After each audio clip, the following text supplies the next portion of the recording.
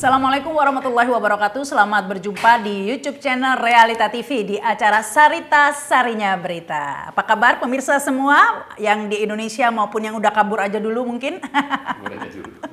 Ya, yang pasti kita tetap terus fokus nih membahas soal pagar laut. Meskipun tengah ditimpa berbagai isu, pengalihan isu lainnya, sampai-sampai banyak yang lupa ya, karena tiap hari ada aja ini ya. Mulai dari Prabowo bilang, mulai dari melon gas ya, gas melon, kemudian PHK rame-rame ya kan.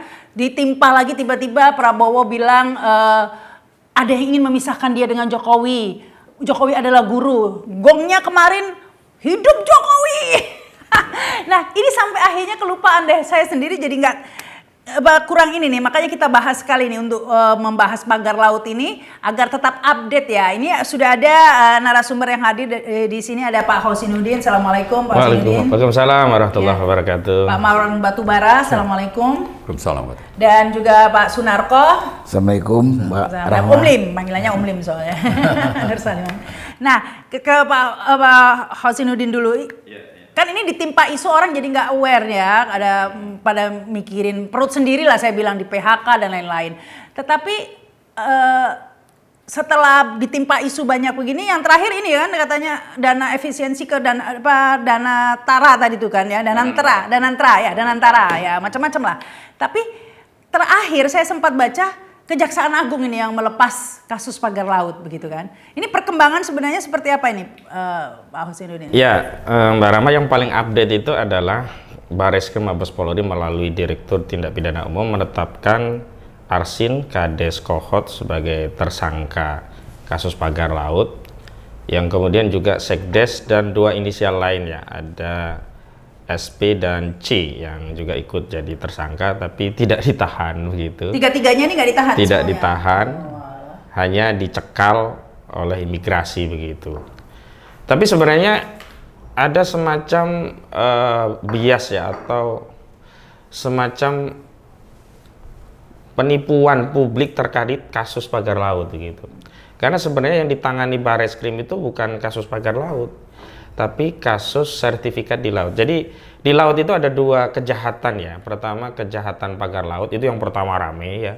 Yang kedua kejahatan ada sertifikat laut. Nah kejahatan pagar laut itu yang pertama kali rame, yang sudah mengerahkan TNI AL mencabut bambu 30,16 km itu sudah dicabut semua nih sekarang. Sudah 30 kilo? Sudah selesai. TNI AL ya sudah lapor habis. Ada yang kena pancing, ada yang kena ikan, ada kena racun, itu macam itu. Tapi jelas pagar sudah nggak ada sekarang. Sudah nggak ada begitu. Tapi sampai hari ini tidak ditemukan siapa yang bertanggung jawab atas pagar laut yang sudah nyusahin satu republik, sudah nyusahin TNI AL, sudah bikin heboh seluruh rakyat Indonesia sampai hari ini. Padahal sebenarnya bukan hanya kita, bahkan LBH Muhammadiyah itu sudah sounding nama-nama orang yang bertanggung jawab. Ada Eng Chun alias Gojali, ada Mandor Mehmet, ada Ali Hanafiah Lijaya, ada juga ya orang-orang yang terkaitan dengan kasus itu adalah koordinator lapangan, yakni kades-kades di mana wilayahnya ada laut. Jadi ada 16 desa di 6 kecamatan Kabupaten Tangerang, itu sepanjang 30,16 km itu terlibat kasus pagar laut. Nah hari Tapi Arsin sendiri tersangka kasus apa? Nah sekarang justru seolah-olah kasus pagar laut itu sudah ditemukan kasusnya, sudah ada titik terang, yakni dengan ditersangkakannya Arsin bin Arsip, kepala desa Kohot. Padahal kasusnya adalah kasus dugaan tindak pidana pemalsuan dokumen dan memasukkan keterangan palsu di dalam akta otentik. Jadi pasalnya kan 263 KUHP dan 266 KUHP. Ini berkaitan dengan terbitnya sertifikat di laut. Jadi bukan berkaitan dengan pagar lautnya. Pagar lautnya sendiri sampai hari ini belum diketahui. Oh, jadi ini tersangka kasus sertifikat palsu laut tadi ini. Yang prosesnya ada pemalsuan dokumen, ada memasukkan keterangan palsu di dalam dokumen. Tapi tunggu dulu lagi. Kan ini kejadiannya bukan di desa Kohot saja itu yang di sertifikat lautnya. Nah, itu yang kemudian kita menduga kasus ini akan dilokalisir pertama. Ya, lokus deliktinya, tempat kejadian perkaranya akan dilokalisir hanya di desa Kohot. Padahal kan luas itu, berapa Padahal kecamatan itu? 6 kecamatan, 16 desa. Kok jadi satu desa? Ya, yang kedua akan dilokalisir hanya kepada kepala desa, sekretaris desa, dan 2 orang yang sebelumnya konferensi persnya Arsin kan dia ditekan oleh 2 orang ini. Dan nggak lama setelah itu benar pula ya Bareski menetapkan tersangka termasuk 2 orang tadi, SP dan C. Kami dapat info yang dimaksud SP itu adalah Septian, C itu yang maksud adalah Chandra. Ini orang-orang yang encun, orang-orang yang terkait dengan Agung Sedayu, orang-orang yang terkait dengan Ali Hanafiah Lijaya. Encun dan Ali Hanafiah belum tersentuh. Belum sampai hari ini. Mandor Mehmet pun belum, padahal dia yang mengerjakan pagar lautnya. Sampai hari ini belum. Nah, selanjutnya adalah kita pun curiga gitu loh, kenapa kok hanya dilokalisir pada desa, padahal kalau kita bicara sertifikat di laut tadi, itu kan melampaui beberapa tahapan prosedur dan institusi yang berwenang. Kalau kita bicara pagar laut kan harusnya BPN juga diperiksa. Karena kan produk akhirnya itu kan di BPN sertifikat itu terbit. Nah, di BPN itu jangan salah loh, bukan hanya kantah atau kepala kantor BPN di tingkat kabupaten, bukan. Ini dugaan kami juga melibatkan Kakanwil, bahkan BPN pusat, menteri. Kenapa? Karena di peraturan kalau SHGB itu di bawah 6.000 memang kewenangannya BPN kabupaten. Kalau dia di atas 6.000 hektar ya sampai 10.000 itu Kanwil, kantor wilayah, berarti Provinsi Banten. Kalau dia di atas 10.000 itu menteri kewenangannya. Menteri. Padahal ini kan ada banyak sertifikat. Diakui sendiri oleh Nusron Wahid selaku Menteri ATR Kepala BPN. Total sertifikat di Kohot saja ya, belum yang lainnya. Sertifikatnya itu ada 263 SHGB dan 17 SHM. 263 itu ada 243 itu milik PT IAM sudah diakui, 20-nya PT CIS. PT IAM dan PT CIS ini anak usahanya Agung Sedayu. IAM dan CIS ini punya Agung Sedayu. Nah, kalau kita bicara logika kejahatan ya, ada pencurian motor ya. Ada yang memalsukan dokumen kepemilikan motor. Anggap saja ini Arsin inilah yang memalsukan dokumen motor. Ada yang mencuri motornya dari tanah laut itu, anggap saja itu motornya. Kan harusnya dikejar juga siapa yang nadah motor ini. Nah, kalau dalam konteks pagar laut ini siapa yang punya sertifikat itu? Kan PT IAM, PT CIS punya Agung Sedayu. Kenapa nggak naik proses penyidikan kasus sertifikat laut ini kepada korporasi yang memanfaatkan laut untuk disertifikasi? Kalau dalihnya begini, misalkan korporasi berdalih, kami nggak tahu, kami beli, kami pembeli beritikat baik.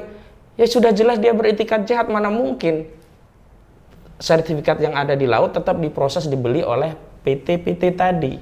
Dan kami justru ada kajian motif kenapa ada sertifikat di laut itu adalah dalam rangka untuk mendapatkan hak untuk mereklamasi laut menjadi daratan. Dasarnya apa? Di pasal 66 Mbak Rahman. Pasal 666 PP nomor 18 tahun 2021 ini merupakan peraturan turunan Undang-Undang Cipta Kerja. Cantolannya itu pasal 49 Undang-Undang Cipta Kerja. Itu memang tanah musnah yang ada di laut itu diberi hak kepada pemegang hak yang punya sertifikat di tanah musnah di laut tadi untuk melakukan reklamasi atau rekonstruksi. Jadi bahasa hukumnya itu reklamasi atau rekonstruksi. Dan bukan hanya hak reklamasi dan rekonstruksi. Di pasal 66 ayat selanjutnya itu dikatakan dia juga punya hak uang kerohiman. Artinya cerita, riwayat, hikayat, dongeng tentang oh dulu ada tanah daratan, kemudian menjadi lautan karena abrasi musnah. Itu adalah prakondisi untuk mendapatkan sertifikat. Dan ketika kita ikut mempercayai bahwa tanah ini musnah, berarti kan percaya dulu ada daratan di situ. Padahal nggak ada. Makanya kemarin Menteri ATR dan Menteri KKP kok sejalan nih. Menteri ATR bilang ini tanah musnah, membantah Arsin yang katanya ini tadinya tambak. Apapun ya dulu tambak, dulu apa, tapi secara material dan faktual ini sudah jadi laut, menjadi ini tanah musnah. Padahal ketika kita membenarkan itu tanah musnah, ini sama saja melegitimasi PT-PT tadi untuk mendapatkan hak reklamasi karena tanahnya dulu daratan menjadi musnah. Padahal ini bukan tanah musnah, tanah fiktif memang nggak ada di laut, sertifikatnya terbukti.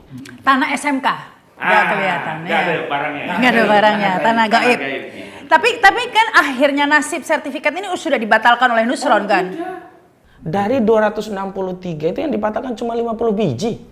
Nah ini kan pertanyaan kita kepada Pak Nusron Wahid. Pertama, bagaimana sertifikat-sertifikat yang lainnya? Alasannya kan tadinya sertifikat itu tidak dibatalkan karena tidak menjadi kewenangan BPN karena asas contrarius actus itu berlaku ketika usia sertifikat itu belum 5 tahun sesuai PP 18/2001. Tapi kan sebelumnya Nusron Wahid sendiri Pak Menteri yang bilang sertifikat itu terbit di periode antara 2021 sampai 2022. Lah kan berarti masih belum 5 tahun menjadi kewenangan dari BPN. Dia yang menerbitkan sertifikat, dia juga punya kewenangan untuk membatalkan. Ini disebut dengan asas contrarius actus. Kenapa sekarang kemudian berdalih ini ada yang bukan kewenangan? Itu satu. Yang kedua, bagaimanapun ini kan sudah diakui oleh Nusron Wahid secara material dan faktual. Ini bahasa Pak Nusron kan begitu, secara material dan faktual tanah itu semuanya posisinya di laut, jadi ya nggak ada. Harusnya kalau konsisten dengan posisi tanah itu memang secara material dan faktual di laut, berarti kan semuanya harusnya dibatalkan. Berarti SHGB itu abal-abal atau tipu-tipu? Tipu-tipu semua. Tapi kenapa SHGB yang tipu-tipu, abal-abal, fiktif ini, palsu ini masih dipertahankan? Itu wewenang menteri atau wewenang lebih di atas menteri menerbitkan SHGB? Makanya sebenarnya kalau Pak Nusron itu menjelaskan SHGB 2063 itu yang satu atas nama PT ini luasnya sekian, baru kita ketahui. Karena begini, kalau dia memang di bawah 6.000 masih di BPN Kantah Kabupaten. Kalau dia di atas 6.000 sampai 10.000 di Kanwil. Kalau di atas 10.000 menteri. Makanya saya menduga ada keterlibatan menteri karena nggak semuanya itu hanya di bawah 10.000. Yang di atas 10.000 pasti menteri. Tapi kan hari ini dinarasikan seolah-olah semua itu di bawah BPN 6.000 sehingga semuanya ada di kewenangan BPN. Pertanyaannya, siapa bisa mempercayai itu kalau tidak dijelaskan satu persatu? Makanya memang hari ini saya kira nggak keliru kalau masyarakat itu menuntut ada audit yang sifatnya melibatkan expert dari banyak pihak yang independen, walaupun kementerian lembaga terkait juga dilibatkan nggak apa-apa. Karena kalau hanya kementerian dan lembaga terkait, saya membaca narasi yang bangun itu adalah ada upaya ingin menyelamatkan kepentingan oligarki properti agar sertifikat itu tidak semuanya dibatalkan. Kenapa? Agar sertifikat sisanya itu bisa dijadikan dasar untuk mendapatkan hak reklamasi dengan mengaktifkan pasal 66 PP 18/2021. Ini jahatnya. Oke, jadi Itu kalau benar itu tanah memang hilang. Padahal menurut bukti foto cita satelit sejak tahun 71 tidak ada abrasi di situ. Berarti itu kan abal-abal, tipu-tipu, fiktif SHGB itu. Iya, memang mereka nantinya akan menggunakan bukti formil. Bukti formilnya apa? Oh, kami sudah punya sertifikat dan pasal 66 mengatakan pihak yang punya hak berupa sertifikat itu bisa mengajukan proses reklamasi. Tapi bukti formil itu bisa menjadi dilihat historisnya bahwa memang dulu tahun 82 memang pernah ada. Sepanjang tidak dibatalkan, Pak, berarti itu diakui. Nah, jadi kalau yang dibatalkan ya udah batal lah sertifikatnya. Nah, ini berarti sudah dibatalkan 50, berarti di Desa Kohot saja masih ada 210 sertifikat belum dibatalkan. Ya, jadi di tengah kalian sibuk ya urusan efisiensi, ngomentari hidup Jokowi atau mau ngurus kabur aja dulu, ternyata di Pagar Laut itu masih ada, di Kohot saja masih ada 210 sertifikat yang masih berlaku yang suatu saat nanti dengan mudah akan direklamasi. Betul. Punya hak dan itu belum dibatalkan. Belum dibatalkan ya. Nah, ini kita akan beralih ke Pak Marwan ya. Nah, ini kan Pak Marwan, ternyata memang kemarin kita wawancara warga dari Teluk Naga ya dengan Pak Hussein ini bahwa apapun yang terjadi rame-rame Pagar Laut sudah dicabut, atraksi segala macam, nyatanya pengurukan di PSN PIK 2 itu masih berlangsung.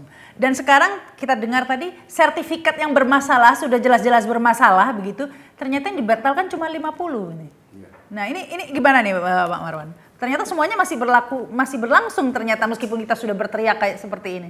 Ya, jadi pertama saya kira dengan diambilnya Kohot sebagai objek untuk diproses hukum lah katakan ya, itu saja kita harapkan nanti 260-an itu dibatalkan semua, itu bisa kita anggap sesuatu gitu.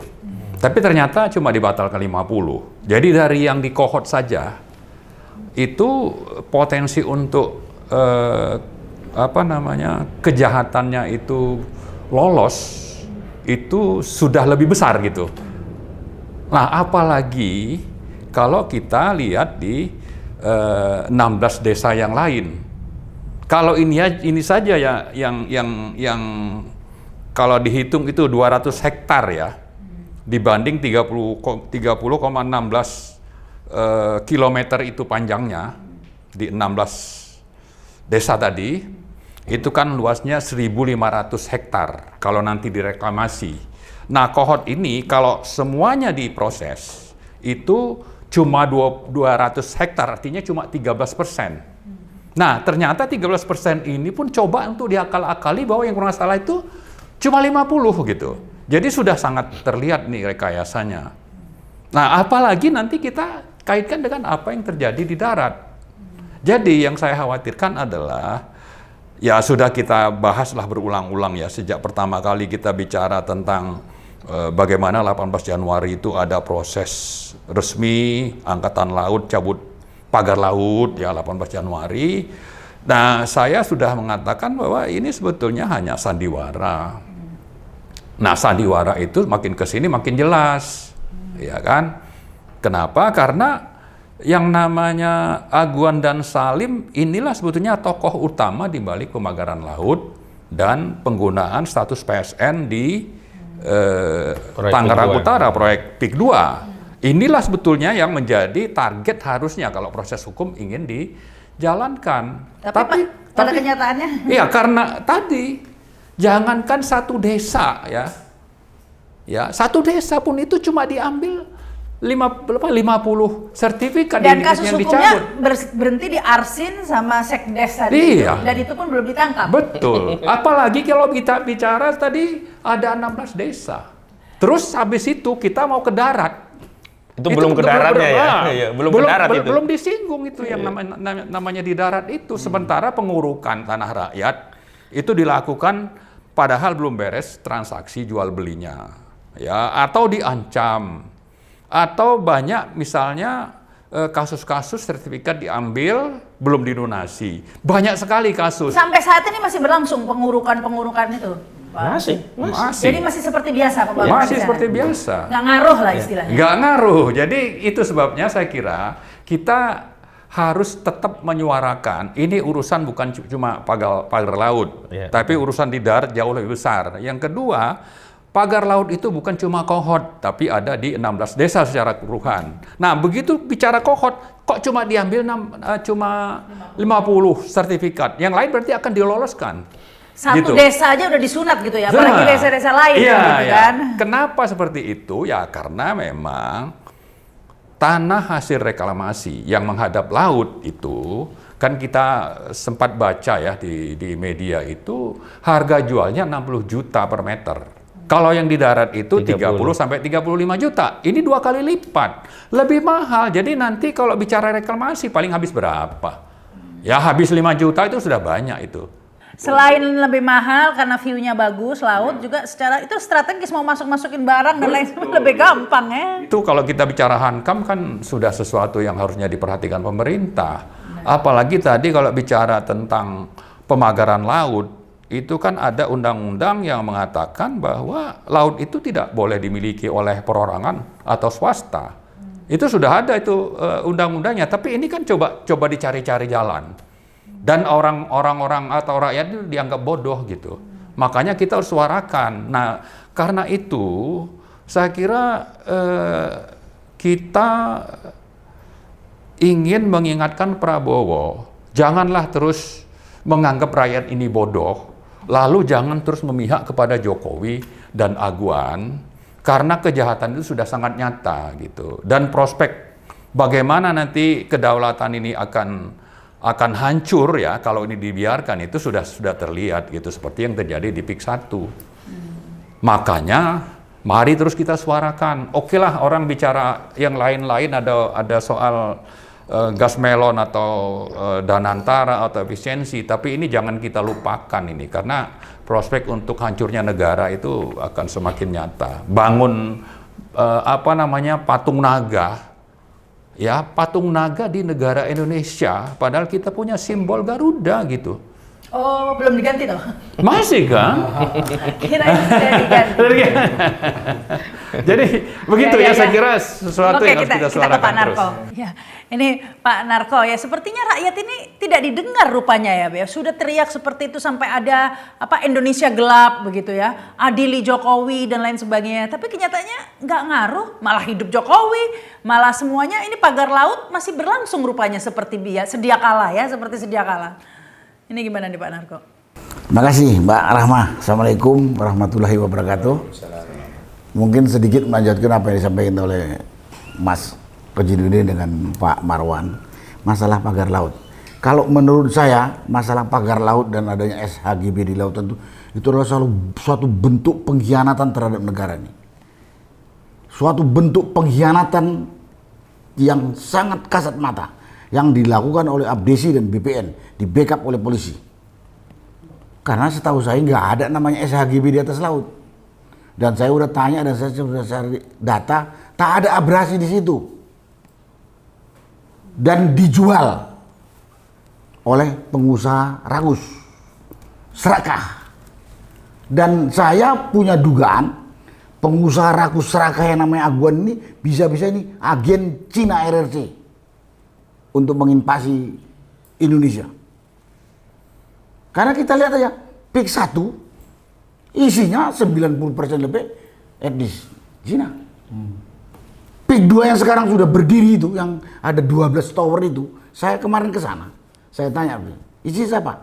Kebanyakan orang etnis Tionghoa dan dari luar negeri, karena dan dari asing. Berarti dari RRC. Kenapa bukan gitu? Cindo gitu ya? Bukan Cina Indonesia, bukan. Kenapa? Kok bisa? Mereka nggak bisa bahasa Indonesia, Pak. Saya kemarin tanya, Pak Mursalin dengar waktu saya tanya, Pak mereka nggak ngerti bahasa Indonesia. Jadi menurut saya kesimpulan saya sepakat bahwa pembuatan pagar laut dan keluarnya SHGB yang sekian ribu itu adalah bentuk pengkhianatan, penjualan negara oleh aparat pengkhianat. Terutama adalah BPN, Abdesi di backup oleh Polri, bukan oknum. Nggak ada namanya SHGB itu dilakukan oleh oknum, nggak ada. Bukan oknum polisi, ini udah institusi polisi dari Kapolsek sampai ke Kapolda. Sekarang bentuk pengkhianatan dan ini dibeli atau mungkin kalau oleh pengkhianat dijual kepada seorang pengusaha rakus yang namanya ASG yang bosnya Aguan. Dan dugaan saya ini bisa-bisa agen dalam rangka menginvasi Indonesia, menguasai pantai. Lihat PIK 1, lihat PIK 2 sekarang, siapa isinya. Saya sebagai tentara yang ngerti ilmu intelijen mewaspadai ke situ. Nanti dibilang rasis loh Pak Narko. Tidak rasis, saya orang Indonesia asli. Mereka yang membuat rasis. Menembok batas, nggak mau bergaul dengan pribumi. Mereka yang rasis. Mereka menembok rasis. Nah itu dari sisi yang di laut. Yang lebih biadab itu di darat. Terjadi penindasan, penipuan, perampasan rakyat miskin oleh para pengkhianat tadi. Abdesi, BPN, di backup oleh BPN. Tanah harganya ratusan ribu, bahkan mungkin ada jutaan, dipaksa. Dia patok sekian puluh ribu. Bahkan saya dengar ada yang 50 ribu katanya harga tertinggi. Tapi ada yang baru bayar 30 ribu. Bahkan ada yang belum, udah diuruk. Jadi di darat itu lebih kasat mata, lebih kejam. Dan itu berlangsung sampai sekarang. Hari itu ini. berlangsung Sampai hari ini. Sampai hari ini kita siaran Jadi, ini ya. saya bilang ini adalah bentuk pengkhianatan penjualan negara kepada seorang pengusaha rakus yang dugaan saya ini adalah agennya RRC. Dugaan saya ini agennya RRC. Karena dia udah menguasai PIK 1, PIK 2. Saya bekas tentara tahu lah seperti dan pantai-pantai lagi juga gitu. Nah, karena itu di sini dan saya katakan instansi yang saya katakan Polri, terus BPN, Abdesi, ini sampai menterinya omong kosong tidak tahu. Dugaan tahu, apalagi Menteri ATR BPN juga mengatakan terjadi ini berarti tahu kan. Dan Mendagrinya mesti tahu juga aparat desanya seperti itu, apalagi Kapolrinya. dengan adanya dari Polda saya ke bawah. Jadi ini yang perlu kita sampaikan. Begitu banyak yang terlibat tapi mentok di Arsin yang belum ditahan juga. Nah, itu permainan mereka saja. Saya nggak lihat situ. Tapi ini bentuk pengkhianatan. Nah, karena itulah pada kesempatan ini Pak Prabowo, Bapak harus buka mata. Bapak jangan sampai dicap juga pengkhianat penjual negara ini. Nyerahkan laut yang akan direklamasi dan nyerahkan tanah rakyat miskin. Tanah rakyat miskin. Saya selalu katakan, hei Aguan, kau orang kaya harusnya bangun, berdayakan rakyat miskin ini supaya naik kesejahteraan. Bukan malah diinjek-injek, dirampas, diintimidasi. Namanya bentuk intimidasi ini kita punya rekaman banyak sekali. Betul-betul rakyat ini dianggap orang hutan. Tahu kan? Orang hutan cimpansi itu kan kalau hutannya dibabat diusir begitu aja kan. Ini gak ada bedanya. Ini kayak Amerika sama orang Indian gitu ya? Sama. Atau sama orang kulit putih Aborigin. Kepada aborigin. Makanya saya katakan saya lebih fokus ke situ. Masalah hukum udah Mas Kojinuddin yang paling tahu. Aku kalau bicara hukum itu pusing saya kan. Tapi saya melihat penderitaan fakta di lapangan. Fakta di lapangan. Makanya dikatakan kan tanah telantar menurut mereka. Tanah telantar. Karena orangnya dianggap orang aborigin. Itu kan yang ngomong si Said Akhil. Agennya si Aguan. Dianggap orang Indian. Gitu. Jadi saya katakan, karena itu saya katakan, Pak Prabowo sebagai presiden, menteri-menteri Bapak itu bermasalah.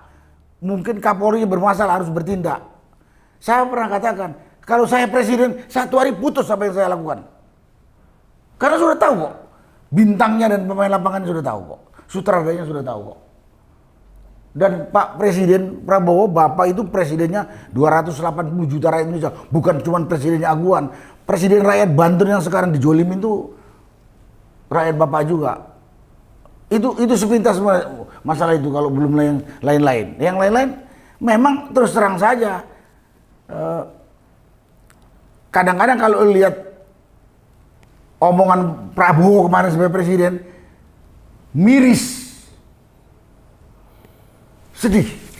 Hidup Jokowi. Di dalam masalah ini kita sudah sangat jelas bahwa kebijakan ini masa eranya Jokowi dan Jokowi cawe-cawe. Dan sudah bersebar juga informasi ini bentuk balas budi kepada Aguan yang telah membantu di IKN. Berarti dan oke, balas budi. Si Jokowi mungkin punya utang pada Aguan, tapi yang buat balas ya kepalanya atau asetnya. Loh, bukan aset rakyat Tangerang Utara. Makanya rakyat Tangerang Utara tadi apa orang hutan? Apa tanahnya Jokowi? Laut itu apa? Lautnya Jokowi. Itu laut negara. Jadi pengkhianat itu dimulai dari Jokowi. Hidup Jokowi. Oh, bukan. Salah ya. Salah ya. Ini ngajak perang juga. Ini salah saya. Sorry, salah. Itu menurut saya yang terlihat sekarang. Jadi yang harus turun dari Presiden Prabowo. Kalau Bapak tidak mau dianggap juga pengkhianat. Karena membiarkan terjadi pengkhianatan terhadap negara ini. Menjual lahan dan menyiksa rakyat, didiamkan. Yang punya otoritas menyelesaikan Presiden Prabowo. Tapi kalau nggak diselesaikan berarti bagian dari pengkhianat itu termasuk Presiden Prabowo sekarang. Nah, tapi kan sepertinya Presiden tidak mendengar itu suara rakyat ini. Setahu saya Prabowo itu nggak budek. Kalau hatinya budek saya nggak tahu. Tapi kalau kupingnya jelas. Kalau dia komunikasi kok kelihatan ngomong-ngomong kan, berarti nggak budek kok. Prabowo kan nggak budek kan. Dalam ngomongnya kelihatan matanya Prabowo kan berfungsi kan. Kalau hatinya budek gue nggak tahu juga apa yang budek omong. Nggak mungkin dia nggak tahu. Tapi ada masalah-masalah dia lah dengan masalah dia dengan Jokowi udah kasat mata lah kalau itu utang budi tetek bengek. Sehingga dia udah terikat. Tapi kalau ini nggak diselesaikan, memang pengkhianat utamanya adalah Jokowi. Karena memberi konsesi kepada perusahaan ini.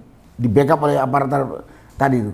Tapi kalau sekarang Prabowo sebagai presiden, yang punya otoritas menyelesaikan, membiarkan, itu bagian dari pengkhianat juga. Itu menurut saya. Satu tim lah namanya. Ya, satu tim. Itulah menurut saya. Terima kasih. Ya, silakan Ibu Nim. Ya, Bismillahirrahmanirrahim. Jadi kalau langsung menanggapi masalah Prabowo ini karena sangat penting sekali ini ya. Orang dan bahkan orang-orang mereka tidak melihat ada metodologi yang akan dilakukan Prabowo untuk melakukan seperti pidato-pidatonya itu. Sama sekali. Karena dia mengatakan misalnya mau ke Surabaya tapi arahnya ke Sumatera. Bagaimana mau sampai ke sana? Ya itulah omon-omon namanya. Nah, jadi Oh, bukan Anies yang ngomong-ngomong aja ya. Bukan ya?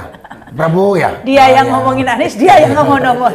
Saya kira Anies. fakta terbesar yaitu masalah kejahatan yang sangat mudah sekali begitu dibongkar dari kasus masalah pagar bambu itu saja sudah kelihatan kejahatannya. Kita ini sudah beberapa kali malam hari bahkan di Kecamatan Pakuaji ya.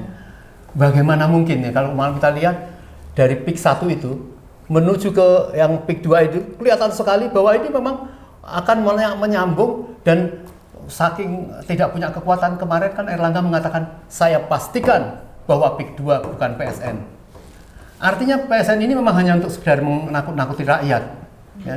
Jadi pembebasan dari PIK 1 sampai ke PIK 2 sampai Pak Haji yang Pak Narkosri mengatakan nanti terusnya sampai ke Tanara itu melalui tanah-tanah mangrove, melalui sawah-sawah, melalui tambak, kampung, bahkan tanah perhutani, Pak. Ya, tanah perhutani. Ini dikuasai oleh mereka semua. Ini jelas ini untuk membuat sama dengan PIK 1 yang Pak Narkosri katakan, coba kita orang Jakarta masuk ke PIK 1.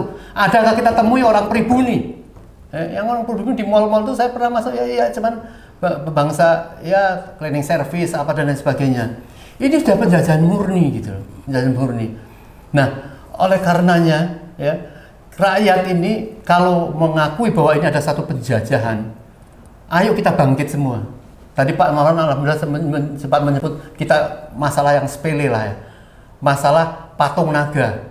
Kita ini pantas nggak membuat ada suatu patung yang katanya bahkan dibawa dari Cina, dipotong-potong seperti itu, masih terpampang luar biasa hebatnya. Terbesar di dunia. Terbesar di dunia. Iya. Saya menantang kita semua para pemuda, ayo kita datang ke PIK itu, hancurkan itu patung naga. Kalau mau diganti patung Garuda, ganti patung Garuda. Ini penghinaan, Mak. Ya. Kalau nggak pasang patung ular kobra aja lah. Nah jadi ini jelas. Yang penting jangan patung kodok. Ini yang jelas bagaimana politisi-politisi itu akan kita anggap bohong bahwa memang di China itu sudah sampai 1,5 miliar. Dia sudah tidak kuasa lagi membentuk suatu negeri yang ideal. Maka harus dikeluarkan 200-300 juta. 400 juta ya. Bahkan segitu kan itu. Mau dikeluarkan. Ini rakyat. fakta. Samudra Indonesia masih luas, Samudra Pasifik masih luas. Taruh ke sana, jangan ke negeri orang. Nah, jadi apapun lah, selesainya pembongkaran pagar itu kita apresiasi. Tapi yang penting kalau tidak segera ditangkap orangnya, ya, orang-orang desa di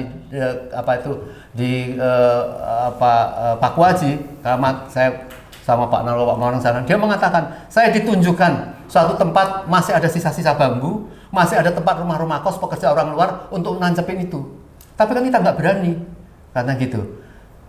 Apa tidak bisa terlihat Bapak Prabowo dengan jajarannya kejahatan yang sudah disampaikan bahwa ini sudah melewati daerah desa, daerah polisi, daerah polsek dan sebagainya, sampai sekarang tidak bisa menangkap pelakunya.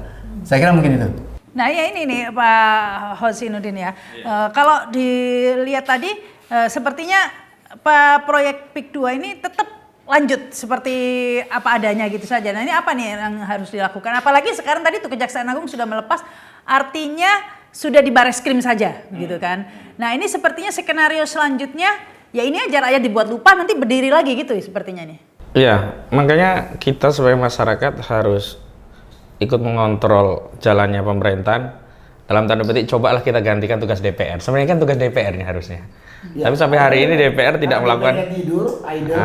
Ya.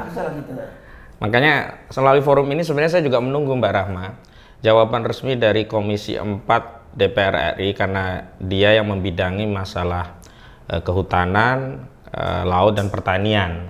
Saya sudah kirim surat audiensi kepada Bu Titik Soeharto selaku Ketua Komisi 4 DPR RI agar apa? Kalau kemarin kan Bu Titik dapat versinya dari Nusron Wahid selaku Menteri ATR. Nah kalau bisa mengundang kami, kita kasih tahu versi dari masyarakat itu seperti ini loh kondisinya. Bahkan kalau dibentuk pansus itu kita siap untuk menjadi mitra Komisi 4 DPR RI untuk mendampingi proses. Nggak pernah diundang audiensi gitu? Nah, makanya kami sudah mengajukan. Nah, tinggal menunggu respon dari mereka. Ya, kita tidak tahu ya, mudah-mudahan ketika melihat tayang ini Bu Titi Soeharto juga merespon sehingga bisa mengundang kita-kita, jadi kita bisa ajukan versi masyarakat gitu. Nah, terkait Kejaksaan Agung itu kan aneh juga alasan dia mundur, Pak. Kejaksaan Agung itu kan sudah jelas menangani perkara tipikor terkait terbitnya sertifikat di Laut Tangerang Utara periode 2021-2022. Judulnya itu tipikor loh, jelas. Sementara Barreskrim itu tindak pidana umum. Sebenarnya ini tidak ada hambatan untuk jalan bareng-bareng. Alasannya kan MOU antara KPK, Polri, dan Kejagung yang mengatur masalah tipikor itu dijadikan dalih mereka mundur. Padahal di MOU yang saya baca nggak ada satu pasal pun yang mengatur harus mundur. Dan kasus ini berbeda, satu tindak pidana korupsi, satu tindak pidana umum, sehingga bisa jalan bersamaan. Apalagi kalau kita bicara tentang kasus sertifikat laut, itu sudah pasti ada penyalahgunaan kewenangan. Pasti ada perbuatan melawan hukum yang menguntungkan diri sendiri, orang lain, atau korporasi yang merugikan keuangan negara. Keuangan negara itu bisa uang secara langsung, juga aset yang hilang. Nah, kalau ya sertifikat laut itu didiamkan, itu kan berubah aset negara menjadi aset korporasi atau individu. Ini kan kerugian negara. Dan pejabat BPN menerbitkan sertifikat di atas laut itu sudah pasti penyalahgunaan kewenangan. Nah, ini yang nggak diproses. Atau gila. Masa ada sertifikat di atas laut? Iya, itu dalam konteks psikologi gila. Tapi dalam konteks ketatanegaraan itu menyalahgunakan kewenangan. Ya, ini saya ke Pak Marwan ya. Ini kan sudah kasus PIK 2 ini tampaknya hanya berakhir di drama pencabutan pagar saja. Setelah itu ditimpa isu lain, bertubi-tubi rakyat ini ditimpa terus, dikasih stok rame di medsos terus untuk hal lain, sehingga nggak sempet ngeramein PIK 2. Nah, tapi bagaimanapun juga meskipun ditimpa isu lain, tetap eskalasinya untuk menuju ke sumber permasalahan, yaitu Jokowi, tetap masih belum beralih gitu ya. Adili Jokowi masih tetap ada begitu ya. Dan rakyat bergerak juga masih, meskipun sudah dialihkan, cuman bedanya tidak khusus di PIK 2 ya. Karena kasus efisiensi dan lainnya memicu. Sehingga sekarang ada gerakan Pak Indonesia Gelap. Demonstrasi sudah muncul ya, mahasiswa-mahasiswa demo cukup besar seperti saya lihat di medsos. Sayangnya nggak ada di televisi ya Pak ya? Ada sedikit lah. Ada ya? Sedikit. Ya padahal itu eskalasinya sudah naik ya, itu demonstrasi ini. Nah ini harusnya Pak disambut juga dong Pak ini agar kan susah untuk membangunkan mahasiswa, mumpung lagi bangun nih mahasiswanya. Ya, saya kira kita terus mengangkat isu ini dengan aksi-aksi, apakah di Tangerang, di desa-desa itu ya, seperti di Kohot atau di Muncung atau juga di Serang. Dengan itu sebetulnya kan kita coba untuk menyebarkan informasi kepada publik, termasuk itu mahasiswa. Cuma memang yang perlu dibangun itu adalah bagaimana mensinergikan ini gitu. Artinya kita memang resmi, harapannya nanti bisa komunikasi dengan pimpinan mahasiswa, dengan ormas-ormas, bahwa faktanya seperti ini. Fakta bahwa ini kejahatan sistemik, ya, terstruktur dan masif, brutal oleh rezim Jokowi. Tanpa biadab lagi. Biadab, ya, oleh rezim Jokowi, dan pelaku utama itu adalah Jokowi dan oligarki. Oligarkinya itu kebetulan untuk di PIK 2 ini Aguan dan Antoni Salim. Kalau di Rempang itu ada TW misalnya, atau di tempat lain itu ada James Riyadi dan sebagainya. Artinya bahwa fakta ini tidak boleh dilewatkan begitu saja oleh mahasiswa kalau tidak ingin seperti slogan mereka itu, tidak ingin Indonesia gelap ke depan. Sebetulnya kan kalau dilihat yang dilakukan, apakah itu di Jakarta, di Surabaya, di Makassar, atau di tempat-tempat lain, ada isu yang tuntutannya sama, yaitu tangkap dan adili Jokowi. Memang banyak yang lain, tapi tangkap dan adili Jokowi itu menjadi satu isu yang sama. Kenapa? Karena memang ini tokoh yang sudah bukan tokoh ya. Ya, koruptor sosok yang harus diproses secara hukum karena sudah dapat predikat pemimpin terkorup di dunia versi OCC RT. Ya, itu sudah jelas gitu. Jadi Karena itu, bagaimana misalnya kita menggabungkan isu soal Jokowi ini dengan masalah PSN yang belum tuntas, dengan catatan bahwa mereka harus disadarkan, mahasiswa, bahwa ini isunya bukan sekedar pagar laut, dan ini bukan cuma di Kohot, ya. Padahal isunya itu adalah termasuk di darat, dan ini motifnya apa? Untuk mencari rente besar. Bagaimana rente besar ini dicari dengan cara bagaimana supaya misalnya laut direklamasi, itu kan untuk cari uang besar. Rakyat dipakai ditakut-takuti dengan bahwa ini proyek PSN. Padahal yang PSN itu hanya 1.756 hektar. Sementara sisanya itu puluhan ribu hektar itu bukan PSN, tapi itu dipakai. Dan ini masih terus berlangsung. Nah, ini masa depan kasus ini bagaimana? Mengingat tadi itu ya, Prabowo-nya udah jelas-jelas kan menunjukkan sikapnya bahwa seolah-olah nggak denger ini teriakan adili Jokowi, seolah-olah sumum bukmum umyum. Jadi nggak ngelihat, nggak ngedengar, nggak semuanya begitu malah hidup-hidup Jokowi. Nah, ini nasib kedepannya seperti apa? Di tangan rakyat saja ini. Betul. Jadi saya kira kalau sebelumnya kita cuma masyarakat sipil lah katakan ya, yang bersuara, lalu belakangan ada muncul suara mahasiswa yang khawatir akan gelapnya Indonesia ke depan, ini kan sudah bertambah. Jangan berharaplah kepada pemerintah, ke Prabowo, lupakan saja itu Prabowo. Terus DPR juga sama. Kenapa? Karena uang besar tadi, rente besar ini sudah mengalir kemana-mana, sudah dinikmati oleh partai-partai misalnya. Jadi DPR tidak bisa diharap. Nah, tinggal sekarang kalau memang mahasiswa itu benar-benar merasa masa depannya gelap, mari kita sinergi, mari kita terus suarakan masalah ini, terutama masalah PSN, PIK 2 dan PSN lain di pintu masuknya daerah. dari situ ya, karena yang dilakukan sekarang malah efisiensi dunia pendidikan juga, mahasiswa jelas-jelas terkena imbasnya. Barulah ini bergerak juga ini mahasiswa sekarang kan. Betul, jadi saya harapkan sebetulnya mari kita terus bersuara, termasuk Mbak Rahma, saya kira kalau perlu tiap minggu kita bicara soal PSN ini, terus lalu mungkin kesempatan lain bisa ngajak ketua BMSI atau siapa untuk kita sama-sama bersuara gitu. Dan memang caranya ya tinggal aksi ya.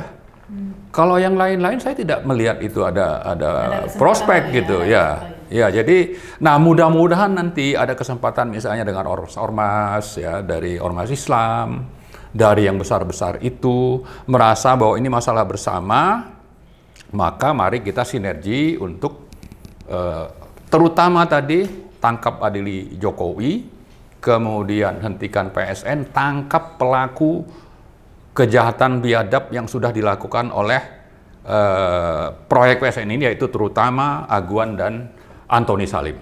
Tapi kalau menurut saya akarnya itu ya tangkap dan adili Jokowi dulu. Nah, betul. Karena PSN ini adalah anak dari Jokowi begitu kan. Betul, dan hasil dari kepemimpinan Jokowi di masa-masa terakhir memberikan PSN begitu kan, status PSN. Jadi ya memang sumbernya itu diadili Jokowi dulu, maka salah satu karyanya Jokowi ini kan PSN PIK 2. Ya, tapi jangan lupa ini satu paket.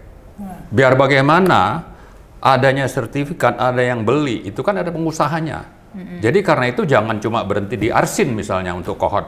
Oh iya. Ya kan? Jadi pengusahanya itu ada ini Jokowi dan kroninya lah seharusnya itu, oligarki lah gitu. Oligarki. Tapi Pak Narko, benar kata Pak Marwan ya, sekarang ini kayaknya nggak ada cara lain, sudah habis cara lain. Mau dialog terbukti nggak didengar. Mau ngomong apa juga nggak didengar begitu kan ya. Sudah teriak kayak apa, sampai ada yang coret-coret tembok adili Jokowi lah Pak, malah dijawab dengan hidup Jokowi begitu. Satu-satunya cara memang cuma aksi kalau begitu pilihan terakhir ini Pak. Menurut saya atau prediksi saya mungkin seperti itu. Tapi tetap sekarang ini kita ngomong itu perlu sebagai prolog sebelum ada aksi yang benar itu. Harap supaya pemerintah jangan bilang rakyat ini taunya ujung marah katanya gitu. Kan pintar kalau nggak jawab tuh pemerintah tuh memutar. Tapi kita kata kita sudah berteriak, kita sudah ngomong, kita sudah mau menghadap ke perwakilan kita, tapi nggak didengar. Jadi ya sudah. Saya memang kalau istilahnya ngelihat pemerintah sekarang ini ya, kita lihat mahasiswa dan rakyat, jadi dari Sabang sampai Merauke sudah banyak unjuk rasa. Poinnya banyak, tapi seluruhnya adili, Tangkap adili Jokowi. Jadi di Medan, di Bandung, di mana gitu, banyak poin-poin yang majukan. Tapi pasti ada tangkap dan adili Jokowi. Ada yang protes. Nah, dan MBG, tapi ujung-ujungnya adil Jokowi juga begitu ya. Dan Jokowi bukan hanya marah, bukan hanya masalah menetapkan proyek abal-abal yang jadi PSN, banyak sekali kasus dia tuh. Dari undang-undang Omnibus Law atau undang-undang Cilaka Kerja itu istilahnya, itu kan masa dia. Dan penindasan dan hukum-hukum lain tidak bisa saya sebutkan banyaknya. Kerusakan kehidupan bernegara di eranya Jokowi ini. Jadi bukan hanya ini saja, bukan hanya PSN ini saja. Jadi kita udah tahu lah, tokoh senter, bahkan dunia pun mengecap dia salah satu di antara kepala negara paling korup di dunia ini, ya kan? Memang banyak ya yang diduga ada keterkaitannya dengan Jokowi, ada judi banyak ya. Tapi yang paling kasat mata relasinya ini kasus PIK 2 ini menurut saya. Betul, karena banyak utang yang membabi buta juga, itu luar biasa. Tipu-tipu dia sangat luar biasa. Makanya tuntutan tadi itu hampir seluruhnya sini.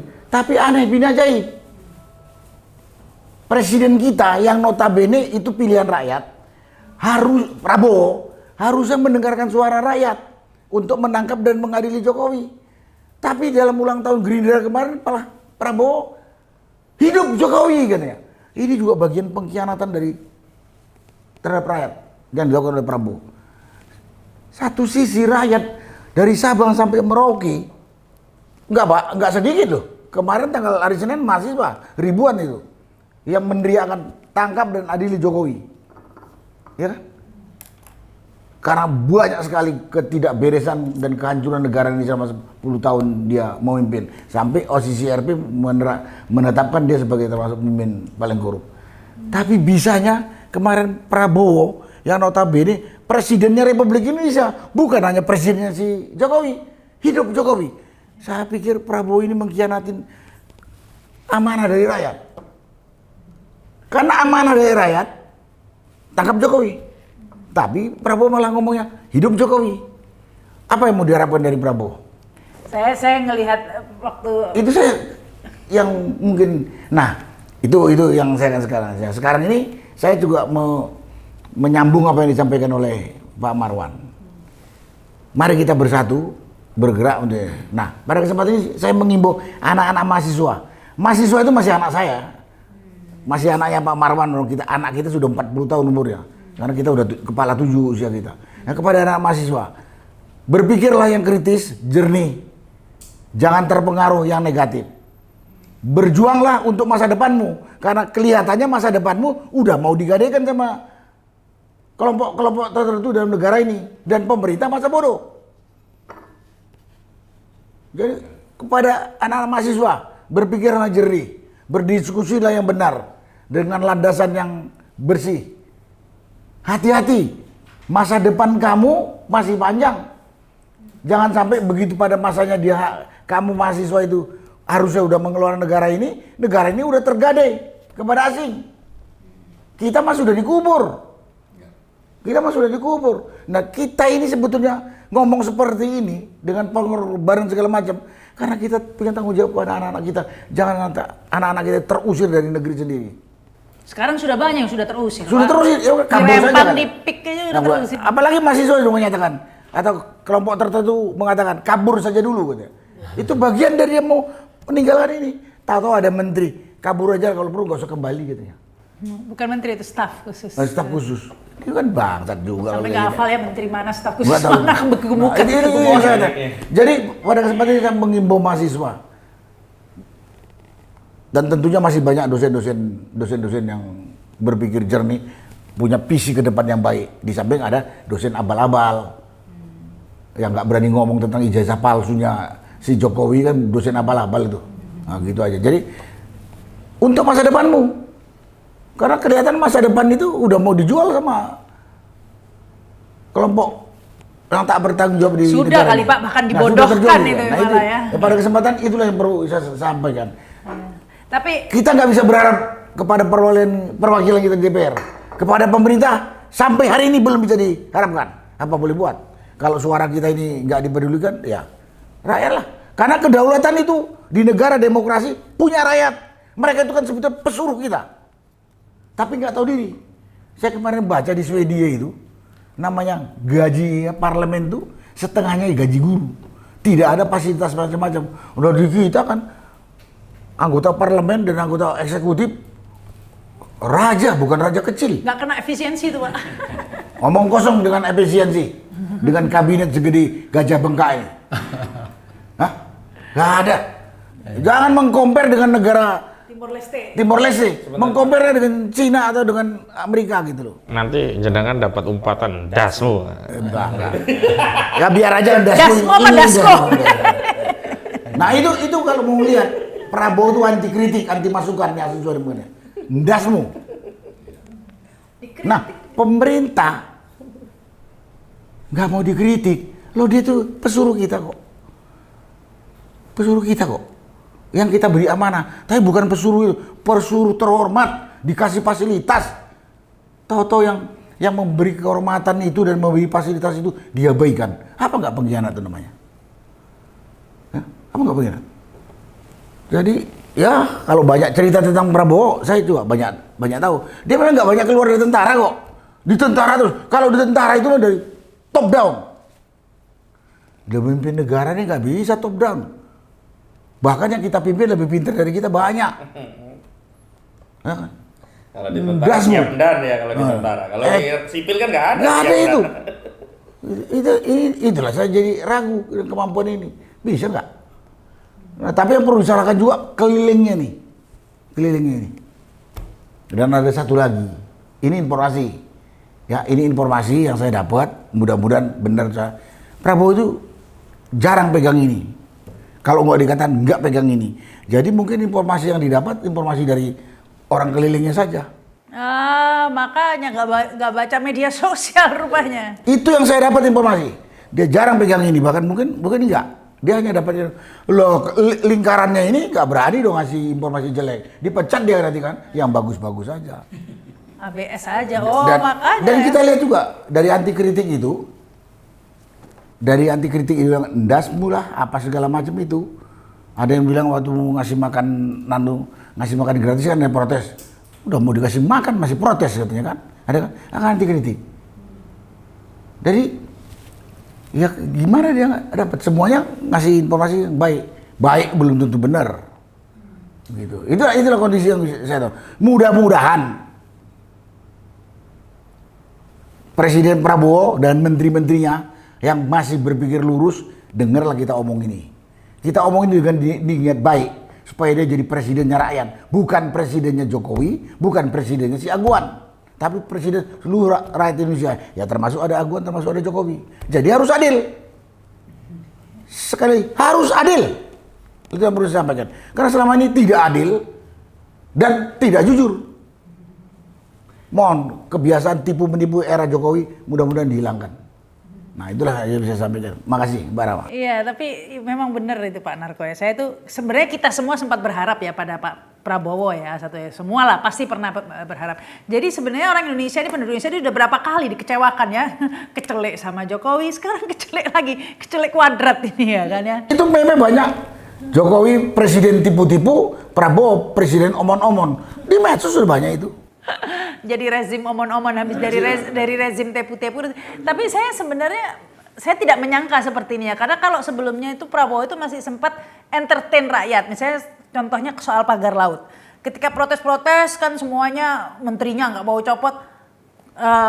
TNI AL berangkat ya. Berangkat, maksudnya diinstruksikan oleh Prabowo. Prabowo masih masih entertain rakyat lah ya. Nah sekarang ini kenapa kok seperti tiba-tiba benar-benar mengabaikan perasaan rakyat ya dengan ada perasaan duit banyak publiknya. banget mungkin. Enggak, saya rasa bukan duit ini. Memang nggak tahu itu sudah kesandra itu tadi itu mungkin waduh ini kayaknya ada yang pegang video atau apa nggak tahu deh. Kalau itu juga udah rahasia umum. Salah. Bukan salah paham tapi Pak. Nah kalau jadi harapan publik itu jadi kayaknya sudah nggak bisa mengharapkan dari Prabowo saja, kecil ya. Nah, tapi memang dari segi Bayangin aja, rakyat itu teriak adili Jokowi. Prabowo bilang, hidup Jokowi katanya. padahal yang milih rakyat loh ya. Padahal yang milih dia rakyat. Yang memberi amanah dia jadi presiden, rakyat. 58% itu rakyat ya. Kata dia 58%. Mbo nggak piro. Yang ngerti Mas Ahmad Kojinudin tuh. Nah, iya mungkin gara-gara itu jasanya Jokowi itu bisa menjadikan 58 yang bukan 58 ya di situ mungkin jadinya. Tapi memang tampaknya Prabowo hanya melihat dari sisi kekuasaan akhirnya jadi presiden itu saja. Ya jadi begini, ini taruhan bagi Prabowo. Ya. Dia dengan entengnya mengatakan hidup Jokowi dengan semua seperti itu tidak menjaga perasaan rakyat ya. Rakyat di seluruh Indonesia di mana-mana sudah tangkap adili Jokowi. Dia seolah-olah ingin menentang. Ini paradoks sebenarnya, ini orang paradoks. Memang orang paradoks, Prabowo itu paradoks. Ini yang mengagumkan ya. Nah, yang perlu diketahui ya, kita kan semua tahu ya namanya OCRP yang dituduhkan kepada Jokowi itu kan bukan hanya sekedar corruption, itu kan crime and corruption, artinya kejahatan hukum, kejahatan ini kan ada datanya lah gitu ya. Jadi Prabowo tidak berpikir bahwa dia dipanggil sama Jokowi tanggal 13 Oktober untuk memaksakan orang-orangnya jadi menteri itu. Apa itu nanti tidak berpotensi untuk menjadikan dia itu dijatuhkan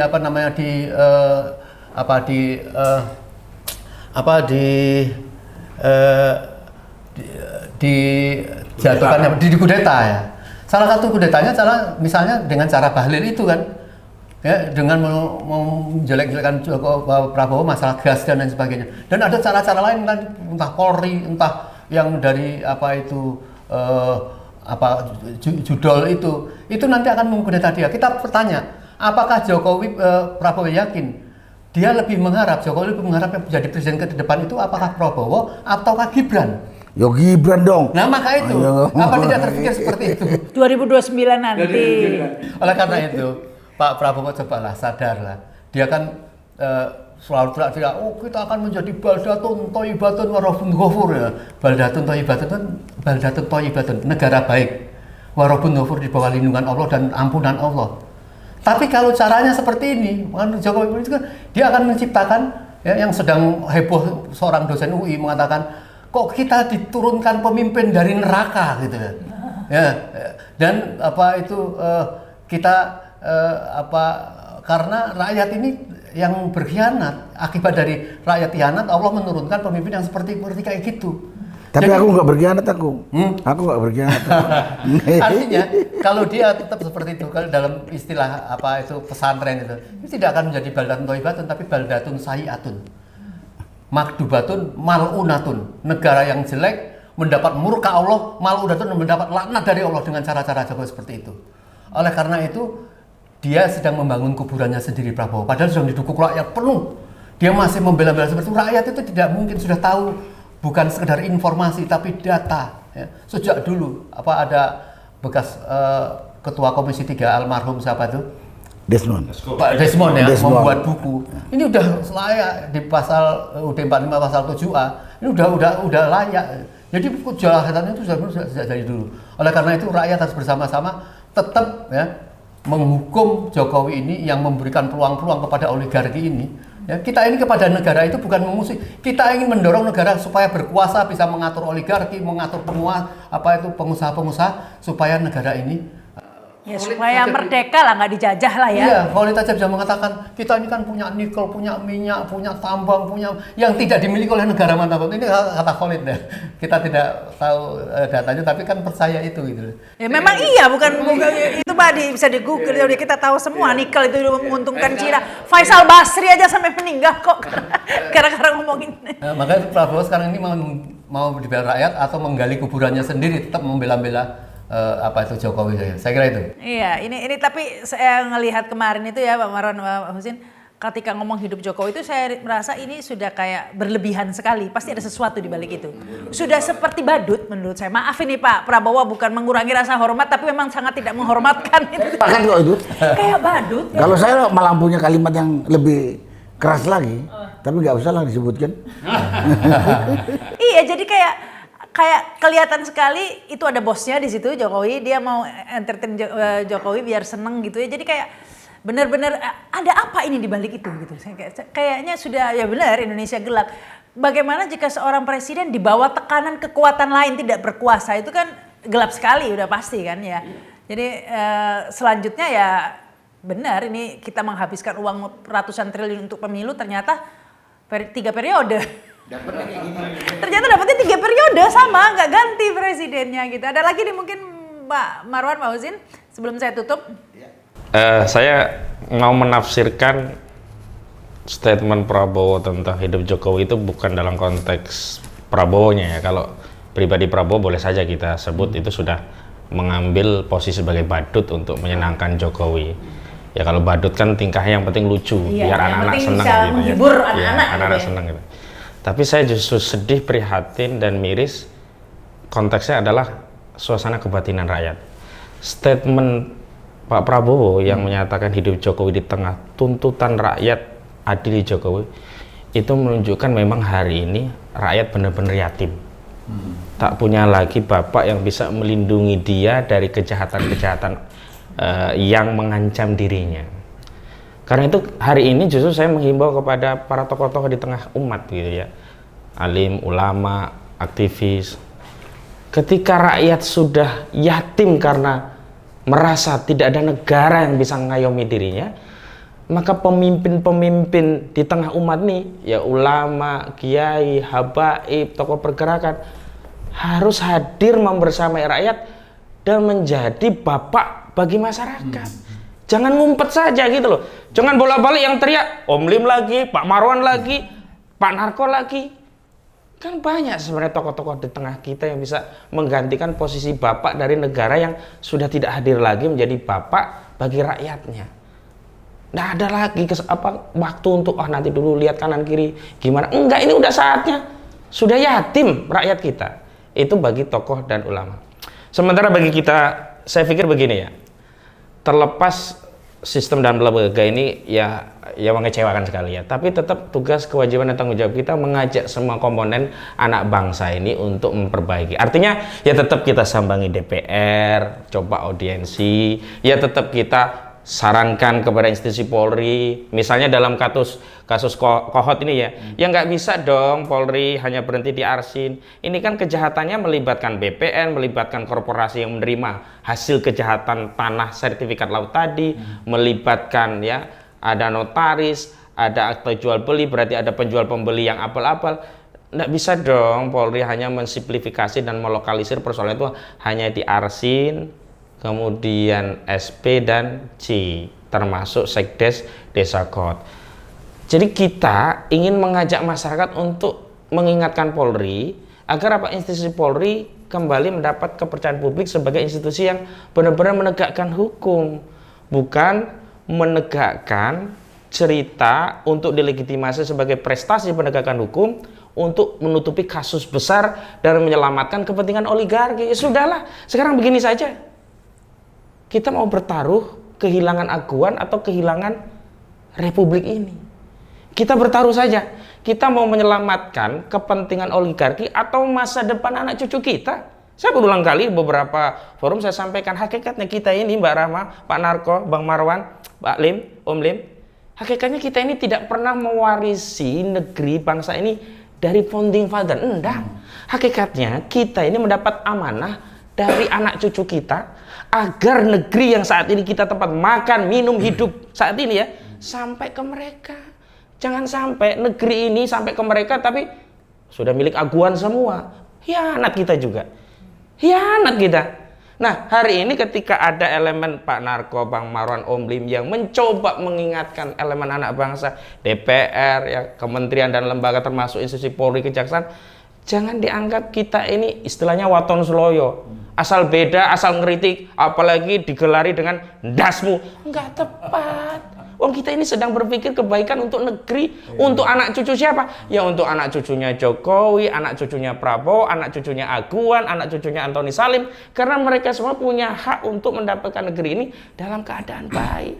Kalau negeri nanti sudah dikuasai asing semua, Terus masa kita menjadi kuli di negeri sendiri? Hari ini sudah terjadi, tapi kan kita ingin ada kebaikan bagi masa depan generasi selanjutnya yang amanah itu ada di pundak kita. Saya kira itu, Mbak.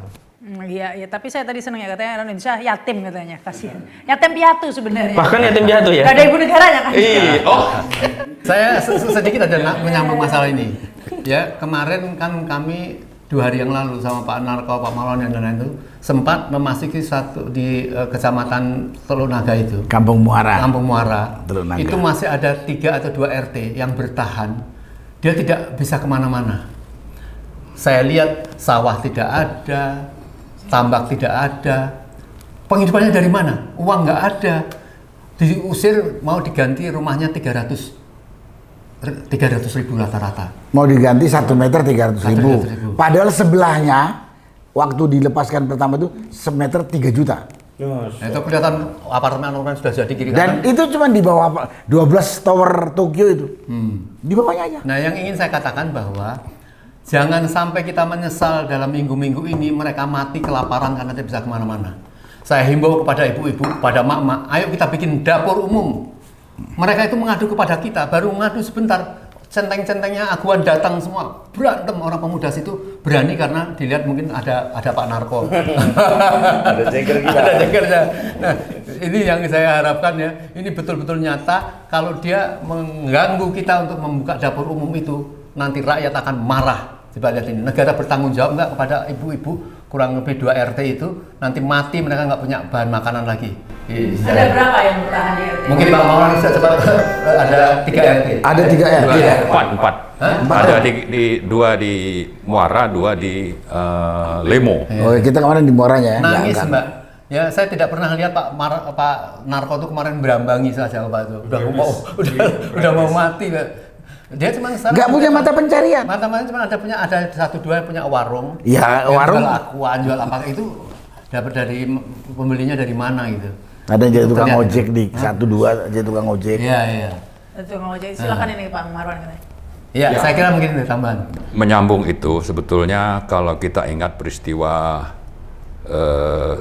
tahun 65 ya, itu kan ada prajurit TNI yang tertangkap di Singapura lalu 3 tahun kemudian digantung. Marinir. Namanya Marinir, namanya Usman Harun. Itu kan geger kita. Hanya 2 orang. Ini di 4 RT. Ini seolah-olah negara tidak ada dan orang tidak peduli. Padahal jumlahnya lebih banyak. Dan sama-sama rakyat Indonesia. Nah, kita kemana gitu? Sementara ini dilakukan oleh siapa? Oleh negara PIK 2. Dipimpin siapa? Dipimpin oleh Aguan, Antoni Salim, dan Jokowi. Coba ini harus mungkin kita- banyak yang nonton RT mana biar ke sana semua ini RT apa RT namanya? 18-19. Desa? Desa Muara. Desa Muara. Nah, lalu dua RT lagi di Lemo. Lemo. Saya lupa nomornya. Tapi itu Ayo silakan berkunjung ke Desa Muara, ke Desa Lemo ya. Ya. Dari RT yang RT 16 ya Pak, pokoknya pasti tahu ya. Pak. Udah pasti tahu lah nggak usah. Karena dia sudah dalam lorong yang kalau istilahnya saya didu, ini lorong Gaza itu kok. Tembok Gaza. Tembok. Memang penduduk itu udah dilingkupi tembok kanan kiri. Di sebelahnya itu ada tower. Namanya Tower Tokyo yang tingginya katanya di atas 25 lantai, 12 tower. Itu bukan bumi kayak dengan langit itu apa ya kayak. Perbedaannya itu luar biasa. Dunia akhirat betul ya, itu betul. ya, jadi saya kira kembali tadi ke soal Pak Prabowo ya. Ini kan Pak Prabowo ini sudah mempermalukan diri sendiri dan bangsa Indonesia di tengah orang mayoritas rakyat itu mempersoalkan sesuatu yang memang faktual terjadi di depan mata dan dinilai juga oleh lembaga internasional. Kenapa dia masih sempat juga memuji-muji orang yang sudah bermasalah ini gitu? Artinya kan dia ini memang bermasalah. Tapi hal yang Atau dia disuruh nggak berdaya. makanya saya mau ngomong itu bahwa di balik ini sebetulnya dia dan Jokowi itu ada dalam cengkraman oligarki. Jadi karena itu, mari rakyat Indonesia pada kesempatan ini kita menghimbau untuk melawan oligarki ini dan pentolannya itu adalah salah satu Joko Widodo, kemudian ada menteri-menterinya, dari sisi pengusahanya itu ada Aguan, Antoni Salim, Tewi dan sebagainya. Mereka sudah mencengkram Indonesia dan membahayakan nasib bangsa ini seperti yang sudah dikhawatirkan oleh mahasiswa. Ke depan ini Indonesia akan gelap. Nah, kalau Anda tidak mau ini jadi gelap, mari sama-sama kita bangkit melawan rezim oligarki ini. Baik. Terima kasih. Silakan ya. Baik, ini sudah 1,5 jam ini ya kayaknya hampir. Terima kasih nih Pak Narko, Om Lim, Pak Hosin dan juga Pak Marwan Batubara. Terima kasih juga yang sudah menyaksikan tayangan ini. Ini waktunya kita berjuang ya sebenarnya saat ini, karena kadang-kadang orang berpikir udahlah yang penting kita masih bisa makan, masih bisa ini ya. Kita di sini bukan untuk mikirkan diri sendiri, sudah ada yang nggak bisa makan ya, dan kita tidak boleh tinggal diam. Sangat banyak yang nggak bisa makan. Sudah banyak ya. Kemarin kami lihat. Iya, dan gak bisa dikasih makan bergizi gratis. Baik, terima kasih. Saya Rahma Sarita. Wassalamualaikum warahmatullahi wabarakatuh.